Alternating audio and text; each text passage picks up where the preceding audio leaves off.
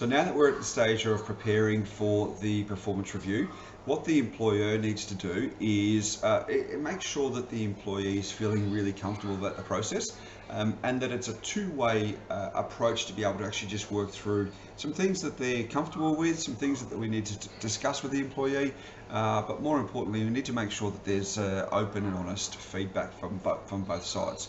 So what we might want to make sure is that there's no surprises to the employee and that they're not feeling anxious or worried.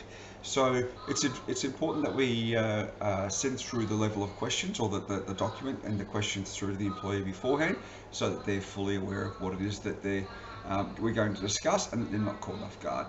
So what I would suggest is that you either print off the copy at least 7 days beforehand and give it to the employee so that they've got their version, and also whoever's going to be filling in the version from the employer has their version as well.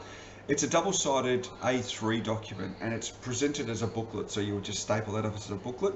And as I indicated, you would do that 7 days beforehand, so that at least there's an opportunity for them to have a look through it. One of the things which is important is that they need to make sure that they've got a bit of time to go through this, so that's why the 7 days.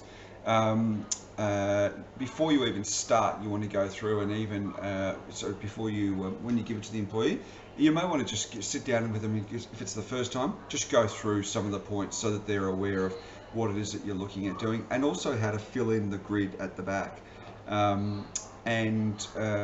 What I would suggest is as well is that you want to make sure that you've already pre-populated some of the information. So on the front page of the booklet, you should already have that information filled in. So it's the name, the position of the person, but more importantly, the next scheduled review date should already be in there as well. So it doesn't look like it's coming as a surprise, and that's already in the document. Yeah, book the event for the. If we're planning one today, you should already have the next one booked. So at least 6 months in advance. It could also be a little bit more than that. That's how the employer needs to prepare for the document.